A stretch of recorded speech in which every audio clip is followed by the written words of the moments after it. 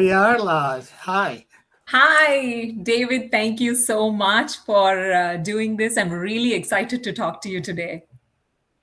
Same here. I think I've been following you on Substack already for quite a while. We had a couple of exchanges, etc. So I was really looking forward for today. Yeah, me too. Well, the first time I got to know you was through Vinayak's collaboration article. You had written about how to build freedom while you're working in a 9 to 5. And I strongly related to that article because it's the reality of so many of us here on Substack and everybody in your personal life and your acquaintances. Everybody is doing this 9 to 5, but at some point you're like, you know what? This is not enough for me. I want more. And I haven't found the words to articulate it, but just reading your article, it made me feel less alone because I felt good that okay, there are other people who are in the same journey as me. So great article. Thank you for that. Yeah, thank you so much. Definitely. There is so many of us, not just on Substack. I think absolutely everywhere that can relate to that idea. I work in 9 to 5, but I want more than these. I am capable of more than these. And the problem is that so many times people get comfortable in their 9 to 5. And even though they have a vision and they have a dream, they will postpone that dream, right, for another week, another month, and then becomes another year, and it becomes many years to the point where you kind of stop believing that you are capable of doing anything else. That's dangerous when you stop believing that good things can happen to you. Yes, exactly. Yeah. So when did you realize that you wanted more than 9 to 5? Oh, actually, probably a long time ago, but many years ago, even back in Portugal, I came to live in England in 2010. So I'm here for 16 years now, which is almost all my adult life. But even before that, I knew that I wanted more. And maybe that's one of the reasons that made me come and explore something else. You kind of need to be brave somehow to make decisions that will change your life.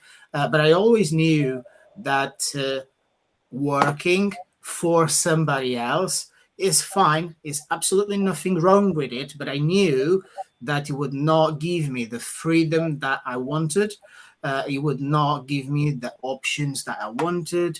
When I say freedom, to me, I'm talking about free time to do whatever I want with who I want, when I want, and where I want. And so if you work a 9 to 5, that's not going to be possible. You're going to have to be asking your boss for permission to take a day off. That's true. I'm glad that you realized this early on because for me, 9 to 5 is all I knew. My parents had worked in 9 to 5. My family works in 9 to 5. I have never seen anybody do anything other than 9 to 5.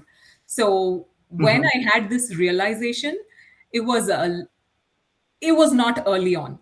It was much later than I should have started, but better late than never. I'm glad that I realized that there is more to life than just 9 to 5. So again, glad that you Exactly. realized early. So what is the first step you took to build Uh, this journey of your freedom? yes. So again, going back to many years ago, I remember when I got my first computer. I'm originally from Portugal. My family didn't have a lot of money. And then my godfather gave me my first computer. I was probably 15 or something at the time. Um, And I remember so well that one of the first things that I searched on Google is how can I make money from home? Literally. And that's how I got into blogging so many years ago. And Mm, that's how I got into affiliate marketing, which is one of the streams of income that I have, mm, and that had for many, many years. Uh, at the beginning, I was a little bit all over the place because you kind of don't know what you should do. So you search on Google or any other search engine, and whatever comes first is what catches your attention, right? So I ended up doing a lot of different little businesses, multi-level marketing, that sort of thing, that it kind of takes actually a lot of your time and it doesn't really pay you. If you want to get paid well, you're going to have to put a lot of hours in, and it's never really going to be passive income. mm, um, Moving forward quite a few years here in the UK, mm, what happened was I was working with a state agency, mm, a real estate agency, and we were managing over 250 properties for landlords.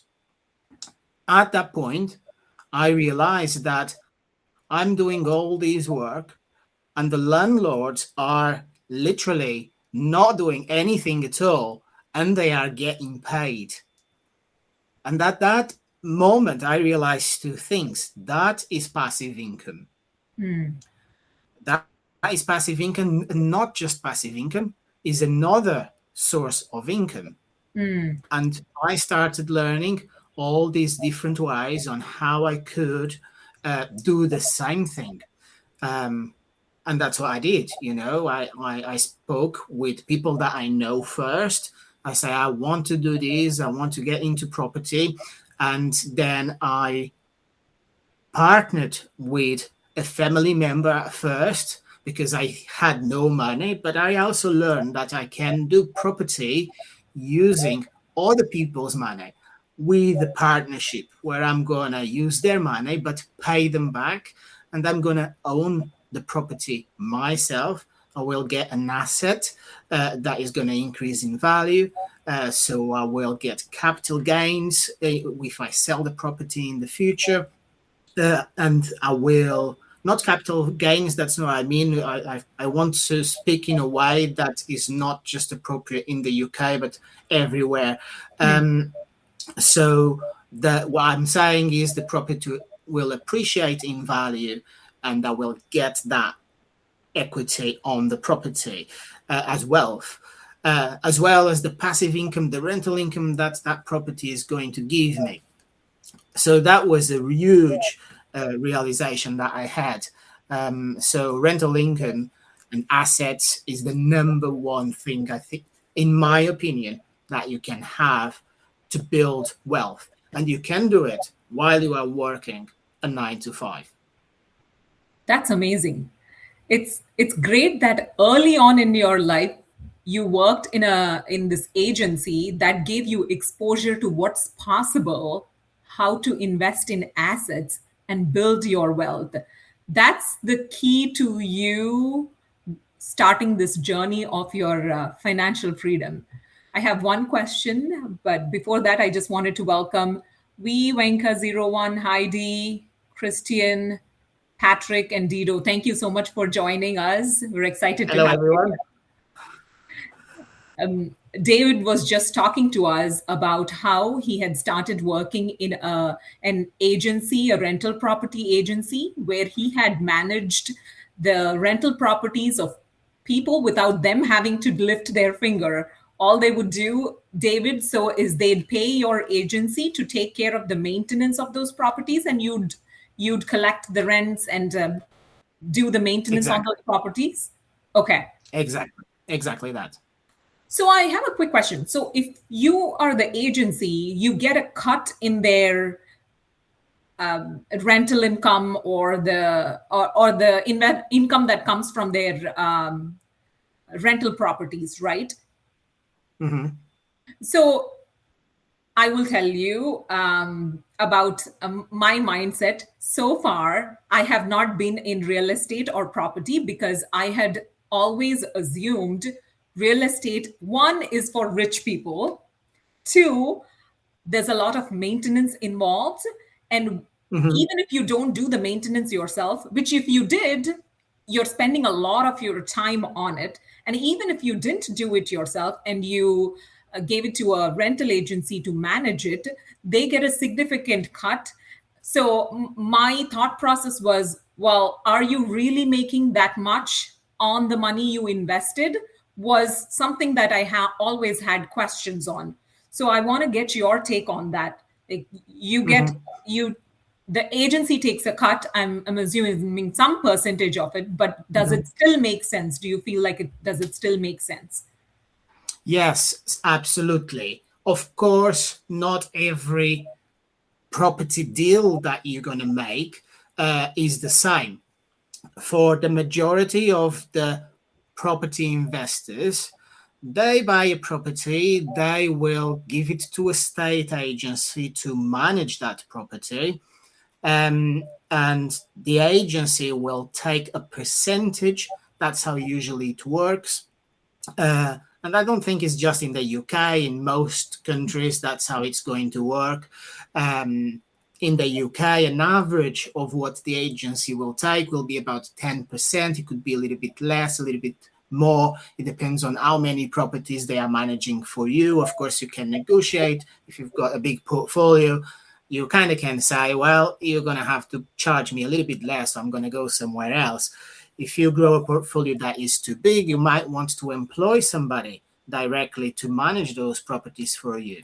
So for the average property deal, a landlord is not going to make a lot of money as passive income. In the UK, it's probably going to be between £200 and £500 per month as profit.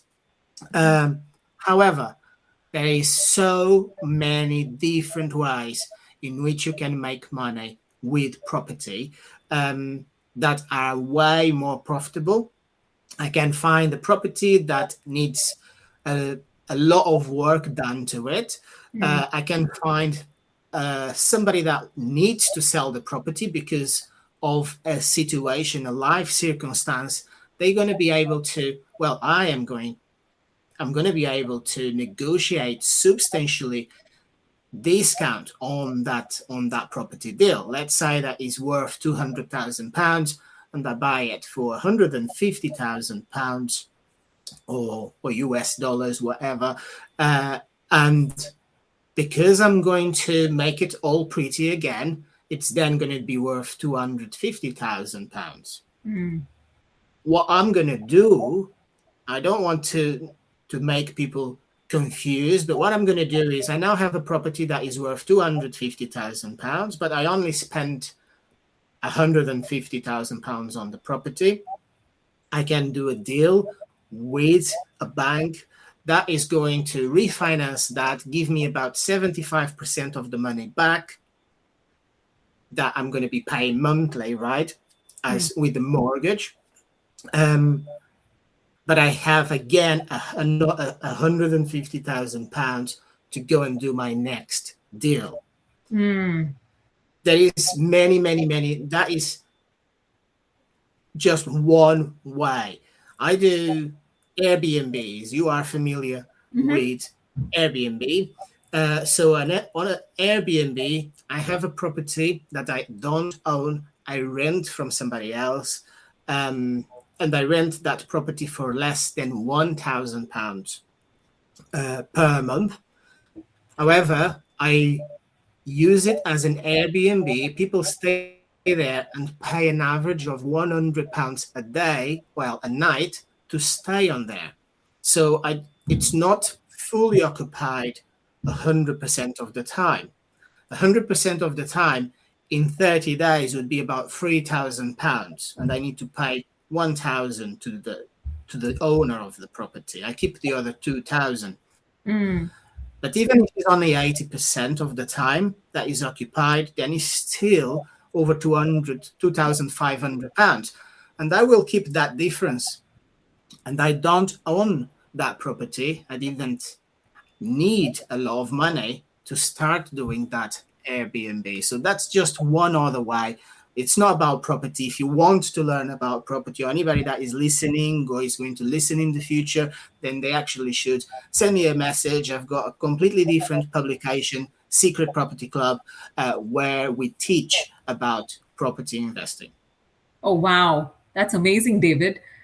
I hadn't realized that there's different ways you can use property to build wealth. I had always assumed that property always meant you have to put significant amount of capital upfront, and then that capital is locked for a long, long time. And then you have to deal with maintenance and repairs and difficult renters and all that. But talking to you, I realized that that's not the only way. There are many, many ways to make money and build wealth off of real estate and property. Many, many, many different ways. Let me tell you a secret. I don't tell this to many people, but I'm going to share. So I am a portfolio landlord. I've got a number of properties. I don't drive. Seriously? I don't drive. Wow. So you kind of can. It just shows. So I don't drive. I work a 9 to 5. So it just shows and proves that you can do it from your laptop. Of course, I need to have people that work with me, that sometimes I do go to properties, but I don't drive. So I'm just showing that if I can do it, then probably a lot of people can do it that are in the same situation as me. Wow. I hadn't realized that, because by definition, if it's a property deal, I would assume you have to go to places, see the property, figure out what changes you need to make to the layout if you're flipping it or improving it and trying to sell to a different client. But it's really interesting that without driving, having a 9 to 5, you're able to invest significantly in different property deals. That's something that I didn't know about you. Quite interesting. Well, I suppose that can be a bit surprising for a lot of people if I say it, because the reason I said that is because I could see that in your mind you were thinking, oh, this is a lot of work, the management of the properties and the maintenance. But guess what? I don't do maintenance myself. If I need a plumber, I call the plumber, he visits the property. You know, if I need to do an inspection, I've got a team that will do that for me.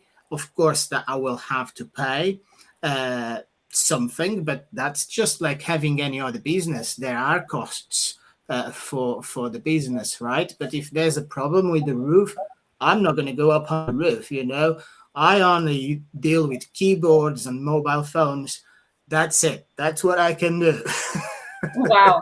Yeah, you've opened my eyes a lot today, David. That's really good. So I have a follow-up question about that.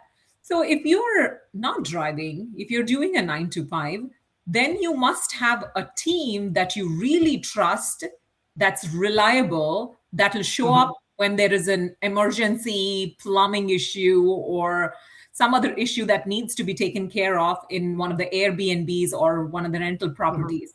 So do you have a strong team that you rely on? I don't have a strong team or a big team. I don't want to make it look that way at all. I don't have a big team. I have somebody that can do maintenance, small repairs. My wife helps me a lot as well. Sometimes if she likes to do. So this is about collaboration, right? When you have a partner, you need to find a partner that likes to do ABC, and you are good at DEF. You know what I mean? So she loves to go and see properties. She loves to go and do viewings. One of my business partners, he likes to go and do viewings. So I don't need to go to the properties unless it's necessary, right? If we are looking to buy a new property or if we are looking for a new deal, My wife, for example, she likes to go and see 10 of them, and then she will tell me, these two are pretty good. So I will go to only those two. Mm. When it comes to maintenance, I do have a good team. Each person is good at one thing, has one particular skill set. And then when it comes to the business itself, I also have a good team, but they don't work for me. I'm just one of their clients. I have a good accountant, I have a good mortgage broker, insurance broker, good solicitors, good lawyers. So I need to work with those people, but they don't work for me. They Mm. just need to do that one thing when I need them, you know. So they all have their own businesses, but yes, you do have to find the right people to work with. Got it. Okay. That's very helpful. I, I had this misconception that you have a huge team working for you and No, maintaining all these properties. So, yeah, that's no. So, for example, and I didn't want to make this episode all about property, but let's talk about a little bit more because it's important that people understand. And what I'm about to tell you applies not just in England, but everywhere. When it comes to the Airbnb, the property is about 1 hour away from where I live. The last time that I've been there, it was probably 4 months ago, something like that. So I mm, never go to the property. I have a very good cleaning team, mm, and I've got a maintenance person that can do small repairs in the property, because guests come and go very frequently. And so I need to send somebody, to cut the lawn, or I need to paint a wall because it's now got ketchup on the wall, something like that. So we need to do those things quite quickly. So I've got someone that is available and that is very reliable. When I need him, he goes to the property and gets it sorted, and then he charges me for whatever he had to buy and for his time. The cleaning team receives automated reminders saying a guest is leaving the property tomorrow at 10 o'clock in the morning, so we need you to clean the property. Somebody else will come at 4 o'clock in the afternoon. They will go and do it. mm, My software will do all of these automatically. mm, We'll take the payments automatically. I've got a virtual assistant based in Pakistan that sends messages to the guests saying, is everything okay? How is your first night? Would you like to stay another night? Would you like to a late checkout? So he tries to sell them other services. mm, And once a week, I kind of check that everything is going well. Once a month, I make payments to people, mm. and that's it. I see. So I don't really need to do a lot for that Airbnb. That's interesting.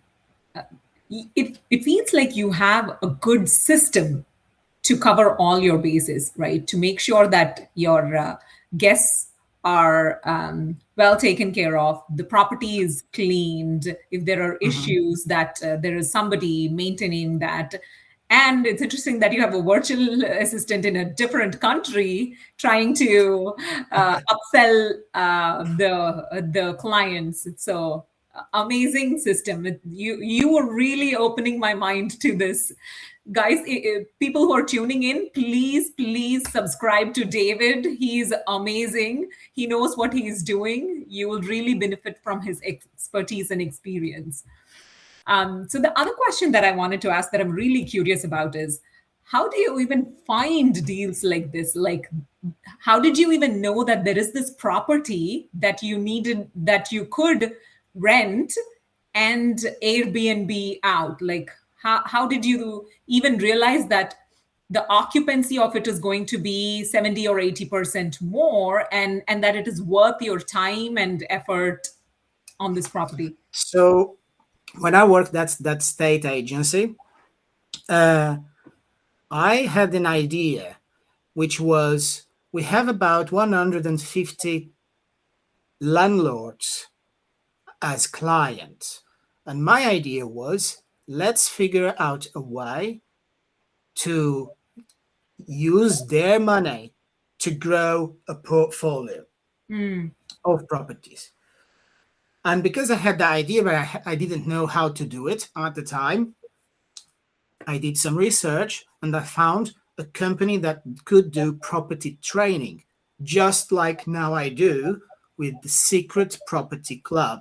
And by the way, Heidi is watching. She works with me on the Secret Property Club. She's one of the mentors in the Secret Property Club, coaches, whatever you call it. She's an experienced property investor herself. But what I'm saying is, I had this idea. I didn't know how to achieve it. So I went to a place that almost like a school for property investors.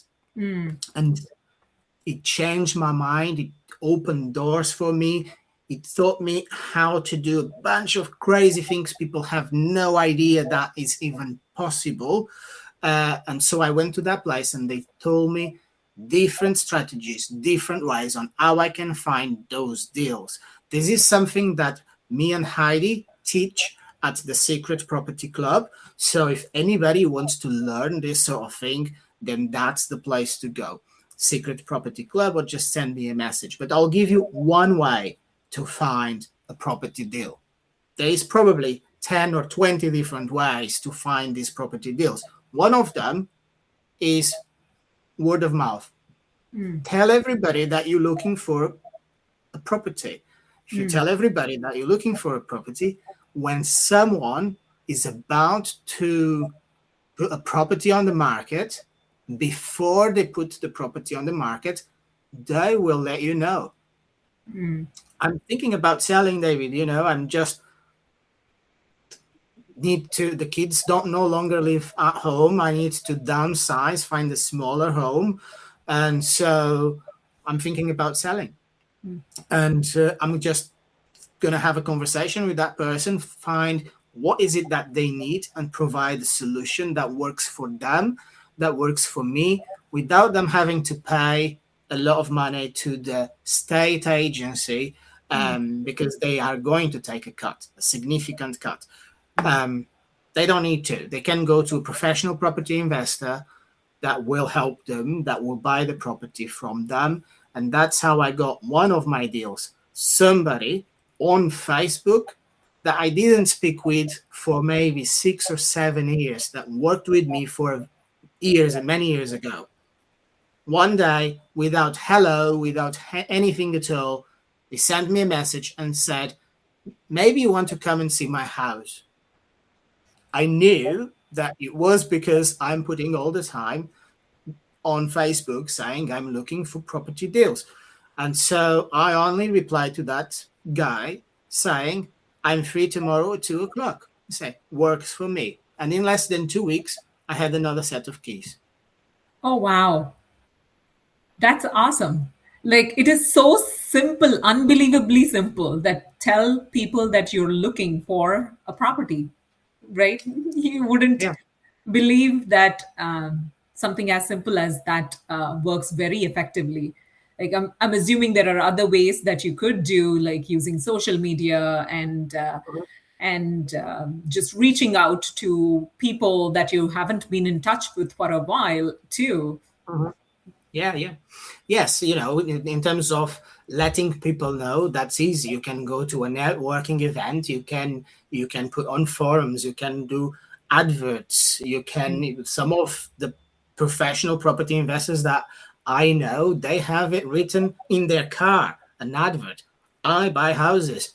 There's so many different ways to let people know. But then there are plenty of other strategies that helps us find specific deals that are likely to be good deals. How do I find situations where most property investors wouldn't be interested because it's a difficult deal, it's too big, so it's a bit scary, it needs too much work, so it's a little bit scary, there was a fire in the property. So when somebody goes, the inexperienced investor will go there and they will say, I'm not touching this. This is going to be a nightmare.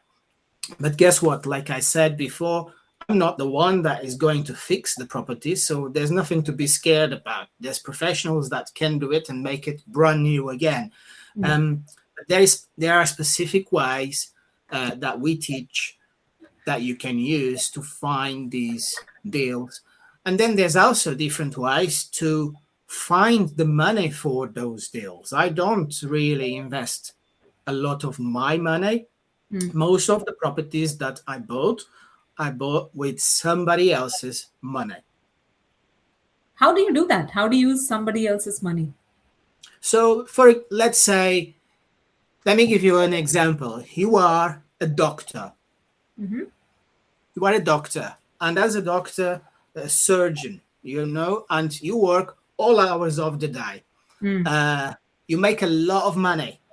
You actually have a lot of money saved in the bank. £200,000, £300,000 in savings. And you don't really know what to do with that money. And you have this realization that you're not working a 9 to 5, you're working a 9 to 12. You're working too many hours. Your kids are growing up. You don't have time to spend with your kids. And you need to do something with your money.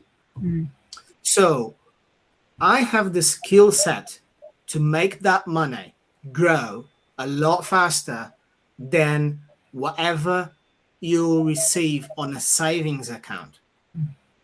In England, a savings account will pay you 1%, 2%, something like that. There are some accounts that will give you maybe 3%. I can pay that same doctor 1% a month for his money.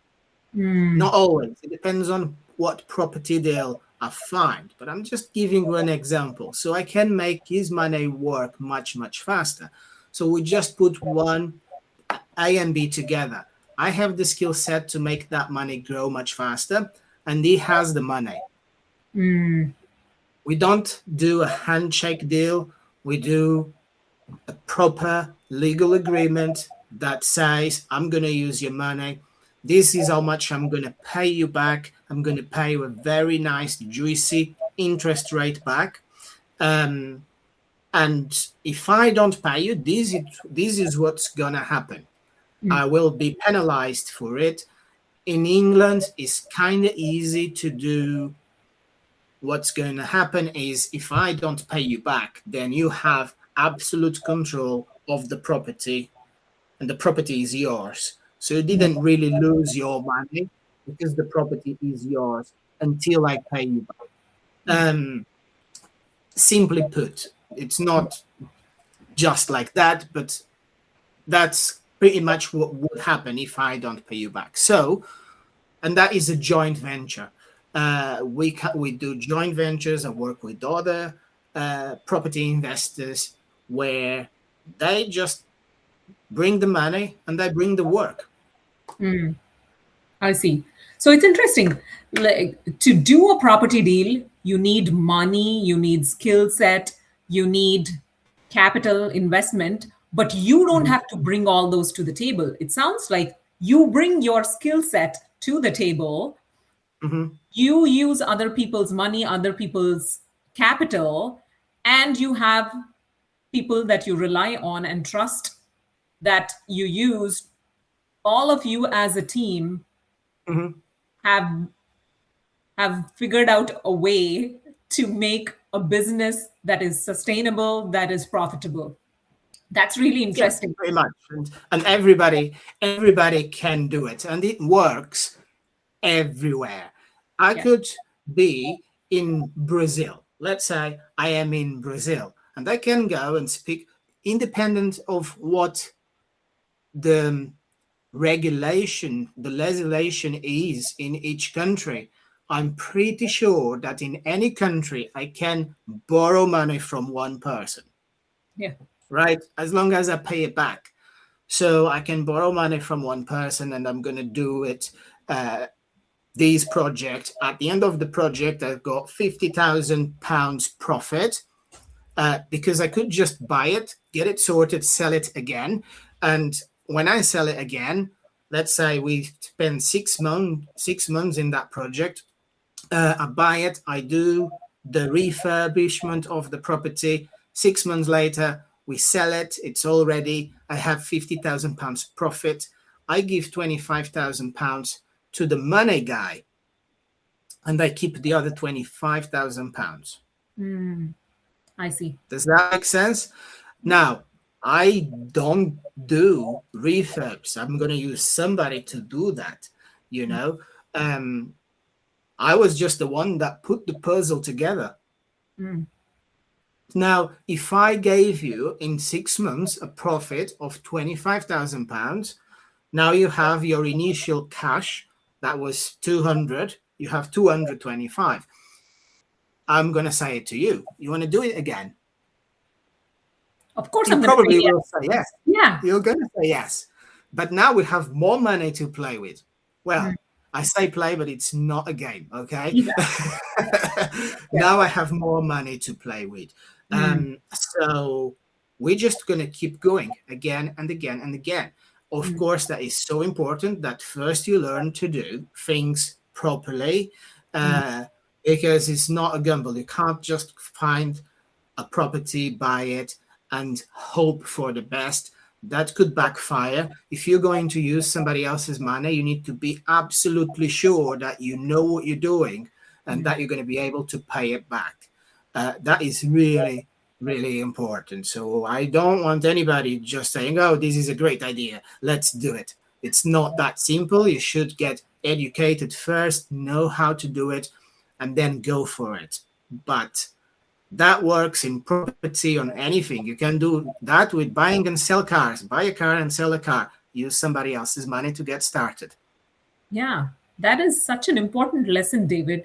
You always, when you learn or when you start this journey of building your wealth, the number one complaint that people have, or the top two complaints, that I don't have the skill set, I don't have the money or capital. But to your point, you can learn anything. You can build your skill, learn the ropes, start small, and do it.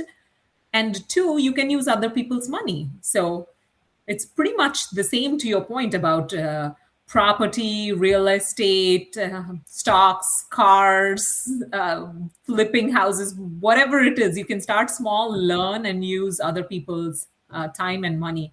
Such an important lesson, David.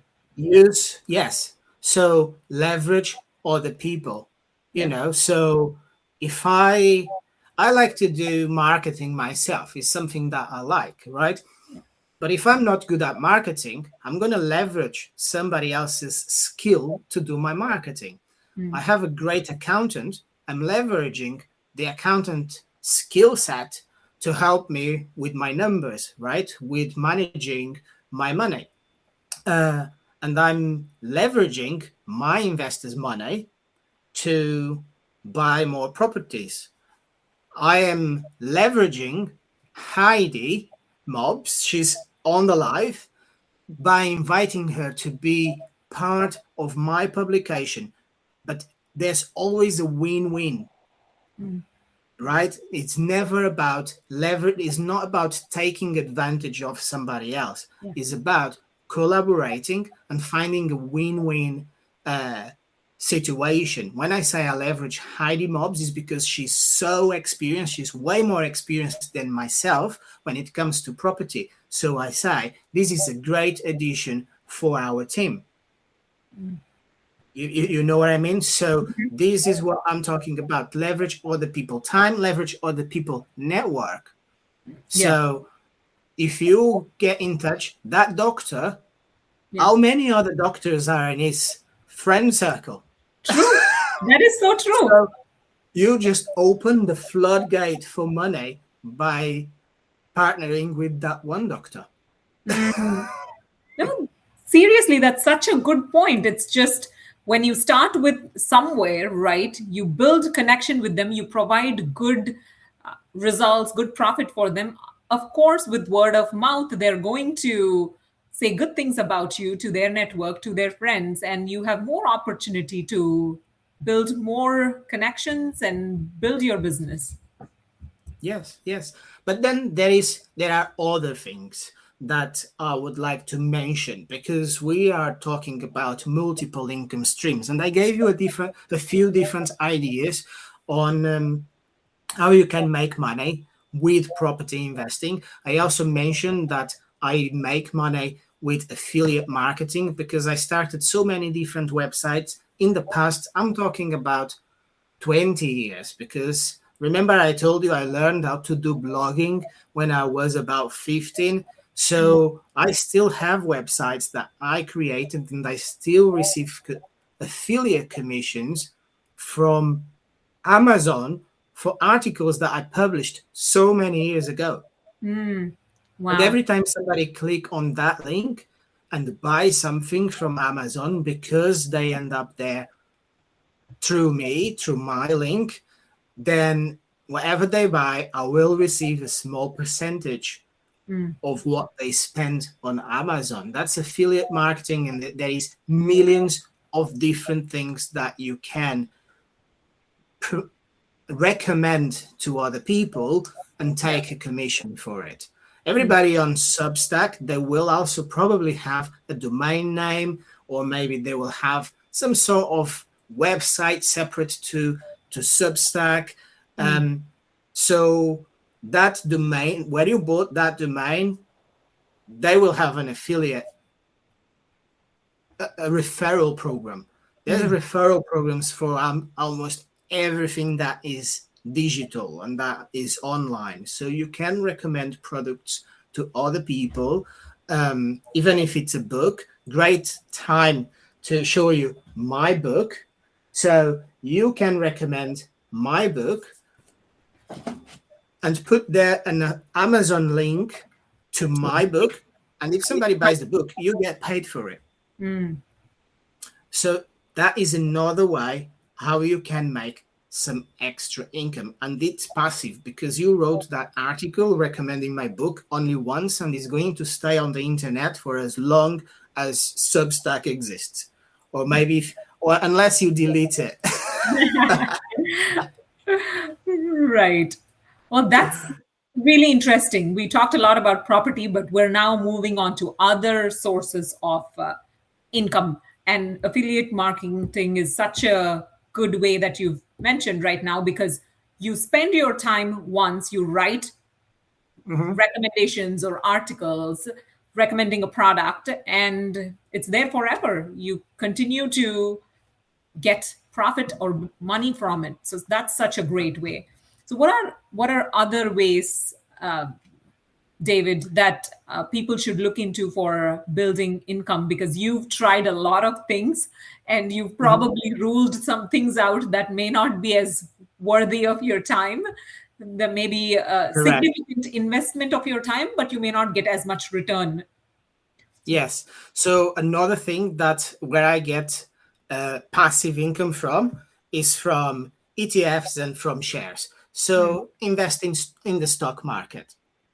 That is something that I recommend as well for people all the time.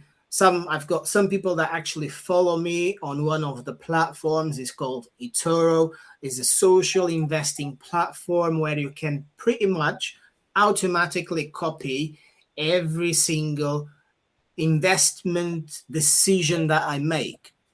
So let's say I will buy a little bit of, I don't know, Vanguard, VOO. I only know the symbols. You buy VOO or SPI, and automatically your account will copy my account, and you'll do the same. But over the years, I probably started investing in stocks about 7 years ago. I did try before that, but it was nothing serious, and I don't even, it doesn't matter. But about 7 years ago, when I was still at that state agency, I made a decision, and I said, okay, I'm making good money now. So, and I have some spare money. And like I said, at the time, I didn't know what to do with my money. So I decided to start investing my spare money in stocks. And I had to spend quite a lot of time, do a lot of research to learn how to make good decisions, because most people lose money when they invest in stocks. And it's only because investing has a lot to do with emotions, and you're going to make bad decisions because you are having negative emotions when you see that the stocks you bought aren't doing so well. And probably 90% of the people, as soon as they see that is not doing so well, the value of my investments, the value of the stocks that I decided to purchase are declining, I'm going to sell because then I'm going to lose everything. Yeah. And this way I only lost 10%. Well, that is probably the worst decision that you could make, because the chances are it's going to decline a little bit. Yes, 10%, 15%. Very, very rarely will decline 15% in a short period of time. But even if it did, the chances are it's going to go back up. And this is not going to be a lesson about investing in stocks, but it's just to show that doing it right, you can definitely pretty much multiply the amount of money that you invest in stocks if you wait long enough. So it's kind of a long-term thing. I would not suggest to anybody to do day trading because that is very risky. I don't invest in crypto as well. I think it's too risky for my risk appetite. Everybody will have their risk level. It also depends how much money do you have spare. If you have £1,000,000, I would definitely risk a percentage of it, a small percentage in crypto.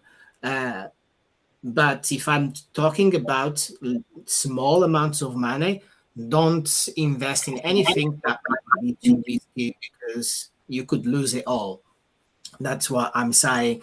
Forex trading, I would never do it. Also, I think that is very risky. You need to have large amounts of money and be willing to lose a lot of money before you make money, because it's going to take a lot of hits, missed hits, before you become really good at it. So you would have to be willing to lose a lot of money. But when we talk about big companies like Amazon, Apple, I don't know. There's a million different, not a million, but there's probably 50. There's probably 50 or 100 different companies in the stock market that if you buy it, your money is actually pretty safe. It's not going to go anywhere. And in 10 years' time, those stocks are going to be worth a lot more money. So you buy it now, you wait 10 years, and you're going to be making a lot of money. In the meantime, you're going to be receiving dividends. Yeah, that is really important that you brought it up, David, because stocks is not you invested in it, you got the return in 2 days or 2 months. It is a long-term strategy. You are building financial wealth and freedom, but you need to do it consistently over a significantly long period of time to gain returns. I'm glad that you mentioned that no day trading, no risky assets like crypto or other options trading, etc., because that's a very slippery slope. It's I don't want to say gambling, quite gambling, but it tends to go in that gray area because you lose a lot of money, but it's even worse to gain a lot of money early on, because if you do, you tend to believe that, oh, there is so much potential in this, and continue to use that money to get more and more, and you get greedy at some point and you go into that gray area of borderline gambling, and that can be very, very dangerous to your wealth and financial freedom in the long term. Yes, exactly. There is one more income type that is kind of new to me, but I know and I very quickly understood the power of it. And it's royalties. I'm talking about this book again, right Yes. here. It's just another asset because once you create a product that you can sell again and again and again, so this could be two different things. It could be a book, it could be a YouTube channel where it grows big enough that you are receiving income from YouTube. Now you have other social media platforms that pay you for your content, but it's not passive. Okay. So if you are receiving money for posting on Facebook, or if you are receiving money for posting on TikTok, that's not passive. That requires a lot of work. I do not recommend, because you spend 3 hours doing a video. If it's a good quality video, you're going to spend hours doing that. And then it's literally going to disappear in the algorithm. You're not going to make more money from the same video again in the future. So if tomorrow you want to stop doing it, that income will stop. But if you create a digital product that you put on Shopify, that you put on Gumroad, that you put on in some platform online that people have access to, it could be a training course or something on something very niche, very specific, right?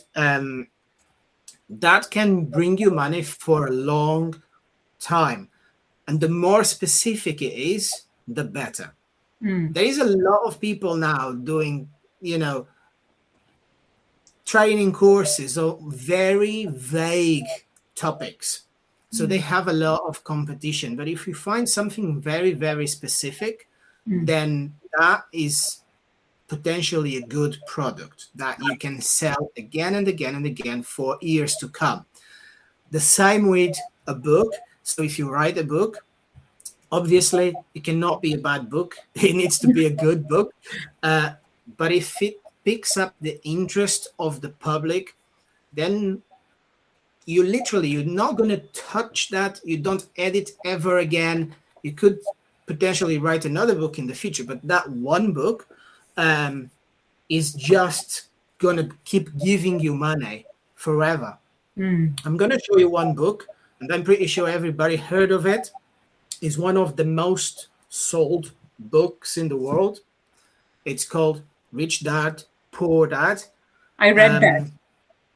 And it's not, a lot of people think that, is a book about property, because Kiyosaki is one of the biggest, if not the biggest, property investors in the world. But it is more about money and mindset around money. But this is just to ask, how much money do you think he has made just from the book? Probably millions of dollars. He's going to die, and the book will still be sold every year, millions of copies. Yeah. For many years to come. I think we'll be 30 years later, 50 years later, way after he passes away, he will still be selling books forever.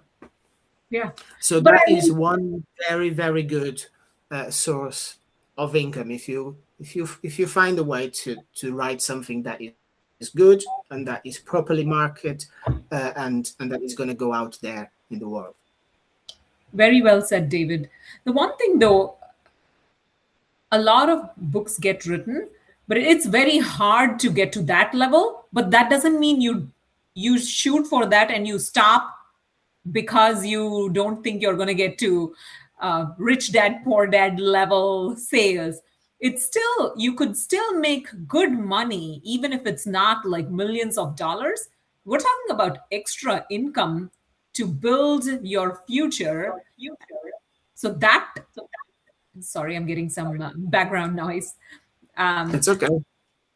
I was just going to say, yeah, just because you're not going to make millions of dollars from a book, that's not a reason not to write if you have a good idea that you think you have a solution to a problem, it needs to be told, and there is still value in writing the book. Yes, 100%. Because you don't need to write for 1 million people. Okay? You just need to write for a few people. Because if you want to make money, obviously, from a business point of view, you want to make a lot of sales. Okay? But what my point is, it comes back again to what I said before about networking, about collaboration. Everything comes together. I write a book about your 9 to 5. Mm-hmm. You are more than your 9 to 5. And only 300 people read the book.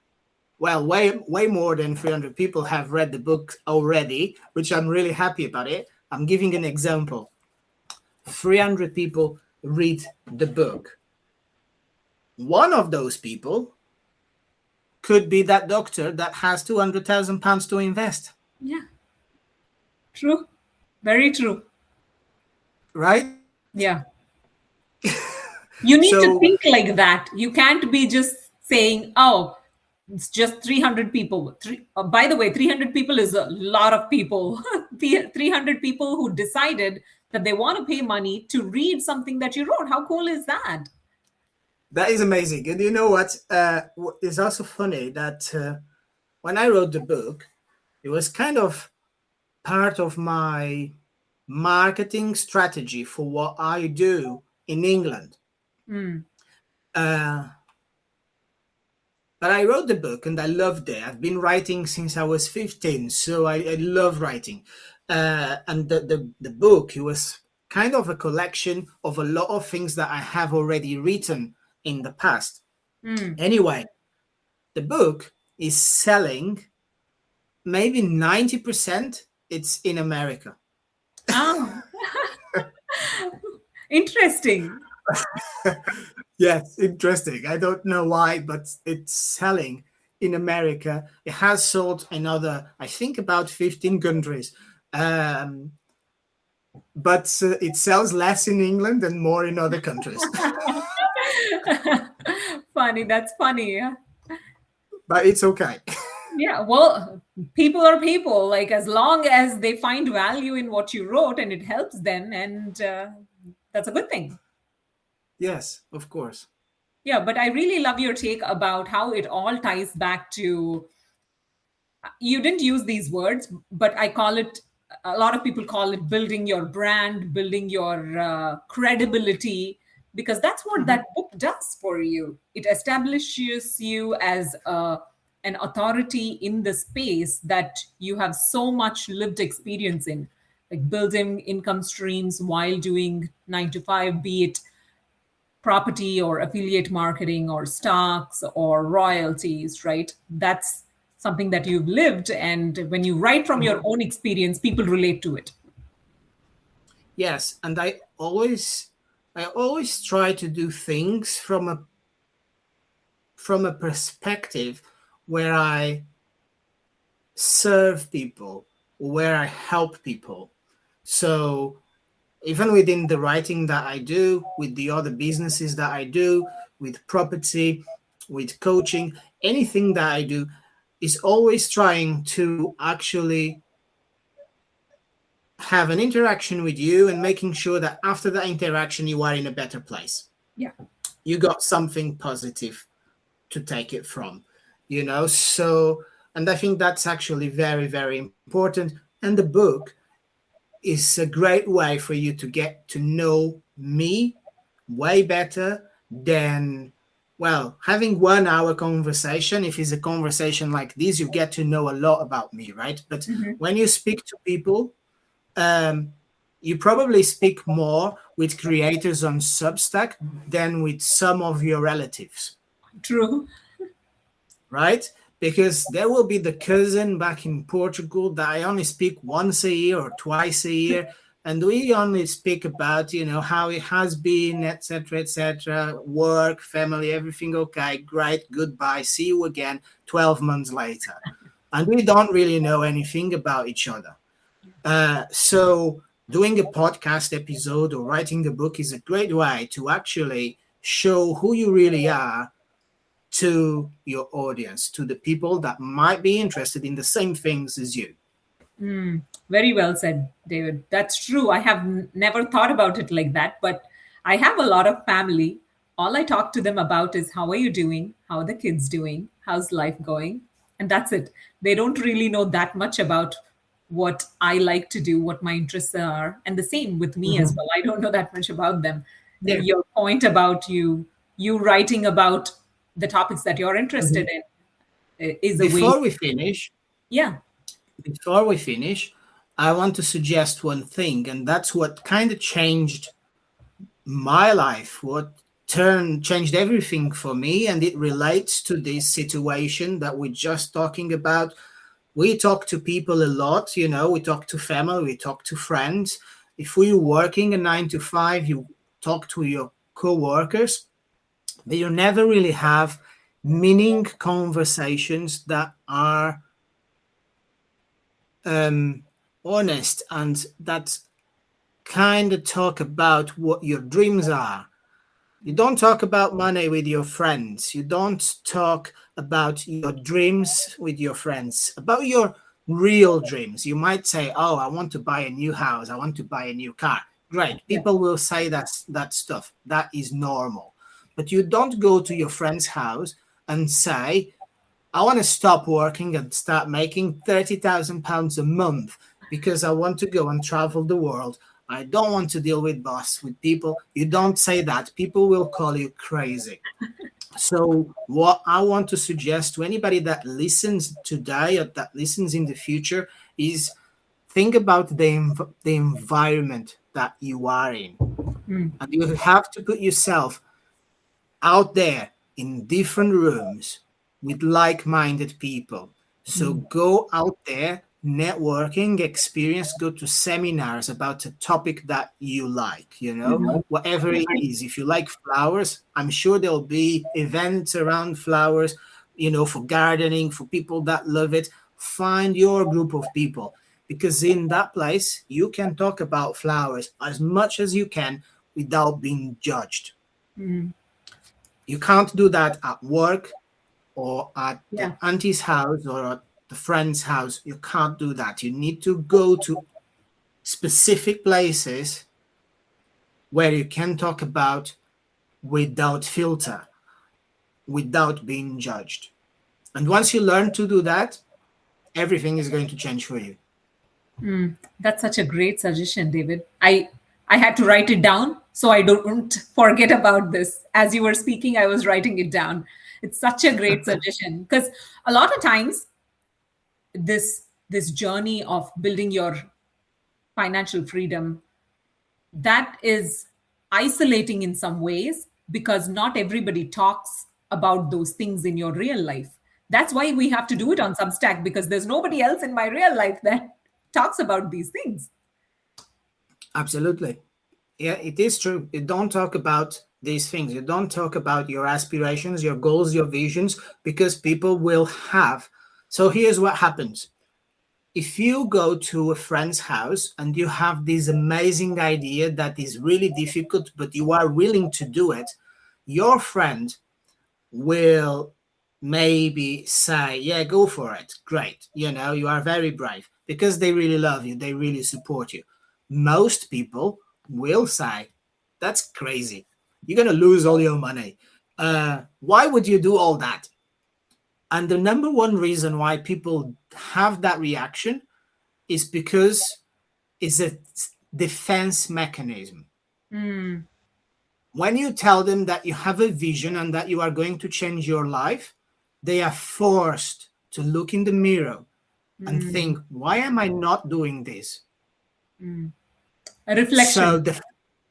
the easiest way to stop looking in the mirror is to shut down that idea. And we're never going to talk about, because guess what? If they had a bad reaction, next time that you come around, you're not going to talk about money again. You're not going to talk about having these crazy ideas that are not crazy at all. They are brilliant ideas. But for your friend, it's a problem. It means, hard work. It means get out of your comfort zone. It means stop sitting in the sofa for 5 hours in the evenings and do something about your life. It means having a conversation about money with the wife. It means admitting that they have a problem with debt and that needs to be sorted first. It means stop having takeaways every day and Starbucks. It means so many difficult things for them that they are going to shut down your idea completely before you actually are able to express yourself. So that's why they don't support you. They are happy for you. They want the best for you, but they don't want you to make them feel bad about themselves. Very well said. That's why your suggestion about finding like minded people who think like you, who want the same things as you, is incredibly important. Because in that group, you don't feel out of space, out of place there. There are people that are on the same path as you, on the same journey as you. You learn from each other, you contribute to them, you learn from them. And it's a good area, space, and network to run ideas off of each other and build. Yes, 100%. It changed my life. That's awesome. So, one last question before you leave, David. I've been meaning to ask. You don't have to tell me the exact number, but I want to understand if you have a number that you are shooting towards that makes you feel like, oh, I'm financially free now. I can quit my 9 to 5, whatever it is that you want to do. If it is travel, have more time for your family. No need to tell me the number. Do you have a number? Yes, I have a number. Let me just try and move my camera. Sure. I'm not sure if I'm going to regret this. Oh, even I'm the going to vision regret board. this. I can't show you that. Anyway, it's not going to work. I've got a vision board right behind me. I see it. It says 9 to 5. I can see some things. Yes, you can see some things. And right at the top is got a number in there. Okay. Right Got at it. the top is got a number in there. But let me give you a better answer. It's not really about the number, because Yeah. when we do a podcast, it's so important that we are careful about educating other people and be sensible about. So, and we live in an era where everybody is constantly comparing themselves with each other, because you open Instagram and immediately you see somebody that is prettier than you, True. stronger than you. Yeah. It's true. So it's really not about my number. It's about your number, each person's number. Multiply your current situation by 10.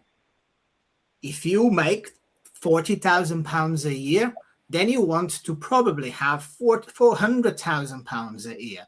It's going to change your life. If you just double your money, it's great, but it's not going to change your life.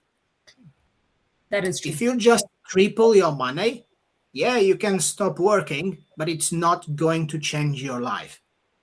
You need to 10x. And once you 10x, you're going to be okay. Yeah.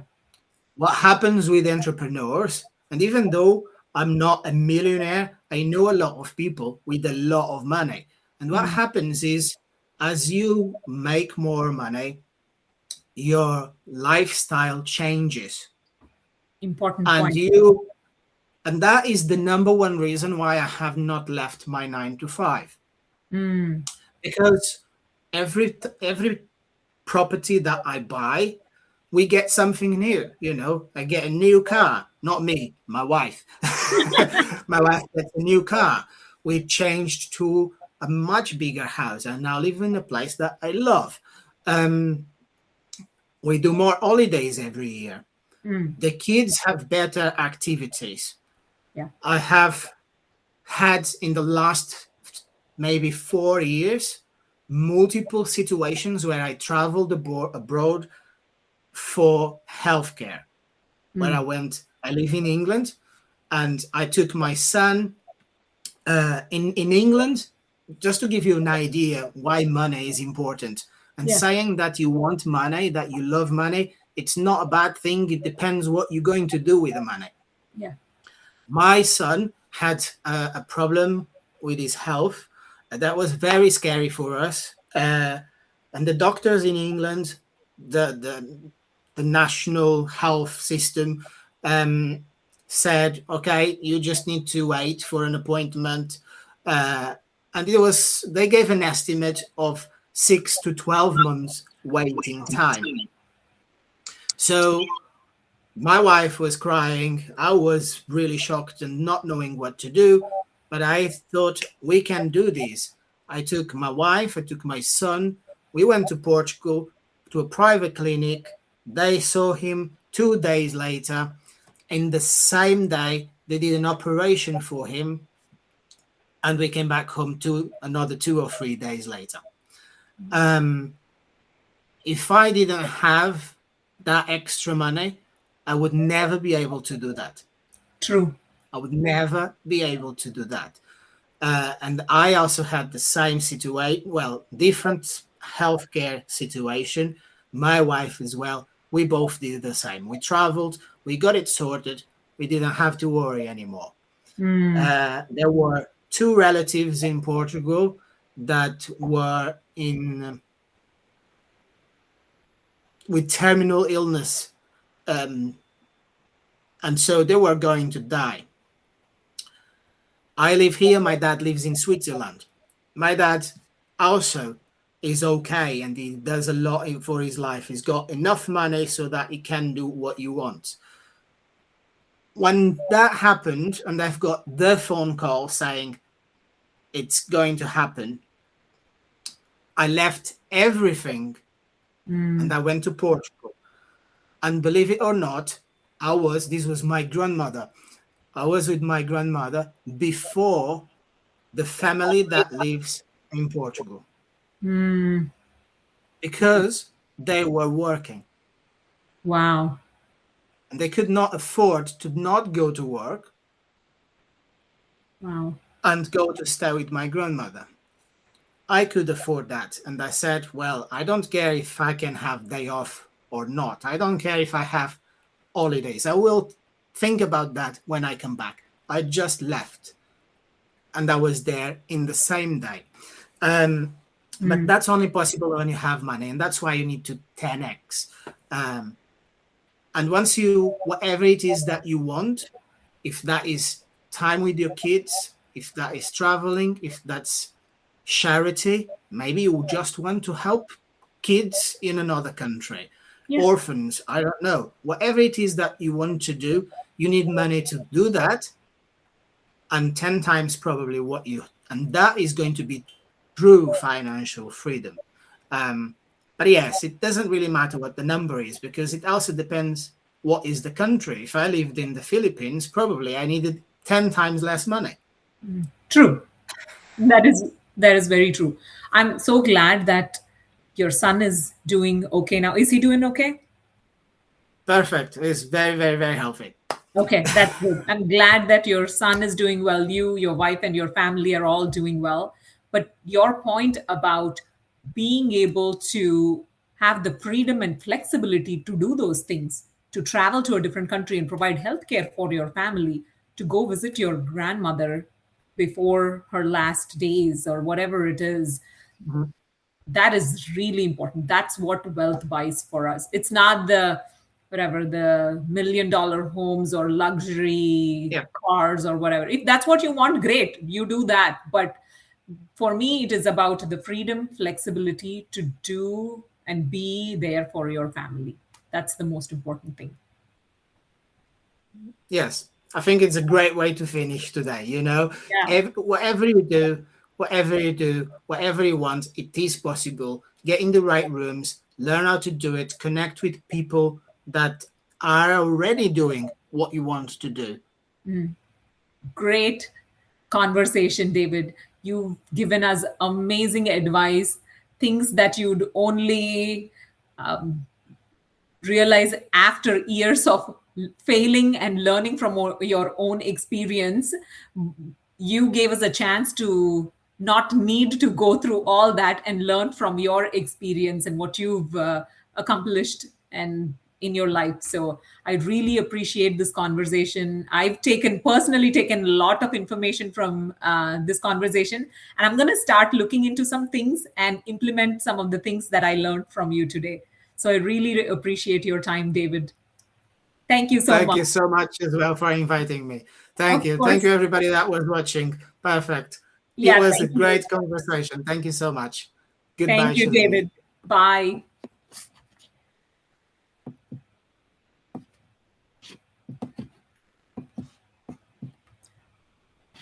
Sorry, I'm having some computer troubles. Okay, bye.